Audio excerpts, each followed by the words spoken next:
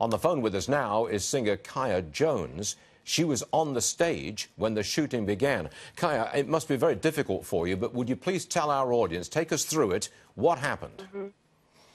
Well, I wasn't on stage when the shooting happened. I was about 15 minutes away. Well, he was 15 minutes in. Jason, we had just left the venue, but we were on stage beforehand. I was an honorary guest helping out. I do a lot of stuff with the veterans, and, you know, John Rich is a friend, so John Rich and Big Kenny, they went out to perform. They said, would you help us with our veterans? We know you support them. Come out.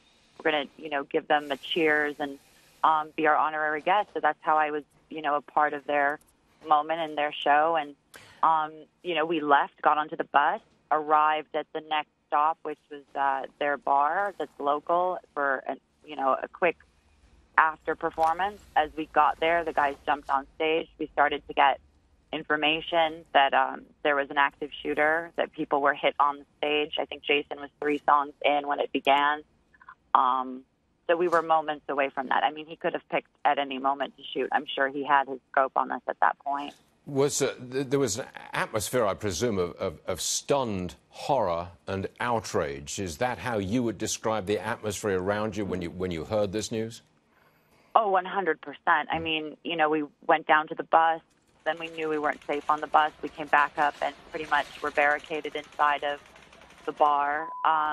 There was one person with a gun with 7 rounds. And in that moment, you know, luckily we had an FBI agent who was on his honeymoon, and we showed his information and said, I'm not carrying. Does anyone have a gun? And handed it over to him, and he stood guard at the door. I mean, in that moment, we felt there's how many people in this room, and there's only one gun with 7 rounds. Wow. You know, it is a helpless feeling, especially because we were told that there were more than one shooter. They were on the, you know, the Vegas Strip. You had SWAT everywhere sweeping the Vegas Strip. I mean, it was like I Am Legend. There was nobody on that street. They had removed everybody, locked everything down. Everything was on lockdown. Kaya, I don't know your politics, but obviously you were there. You felt this. You were barricaded inside a bar with the threat coming at you. President Trump, he's going to speak about 12, 13 minutes from now, about 10:30 Eastern time. Bearing in mind your experience, what do you want to hear from our president in about 10 minutes?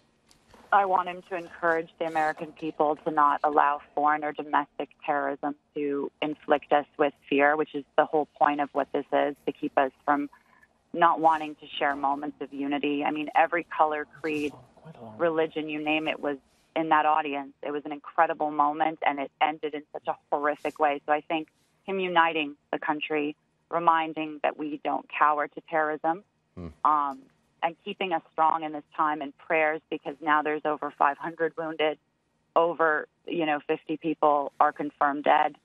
You know, it's so scary to know that this could happen any place, any time.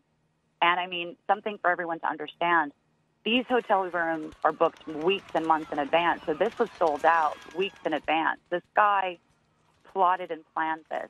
From the moment you drive onto any casino, you know, property, the eye in the sky has you in frame. So I think in the coming week, we're going to know a lot more, because there's nowhere else in the United States that has more cameras than Las Vegas. Well said.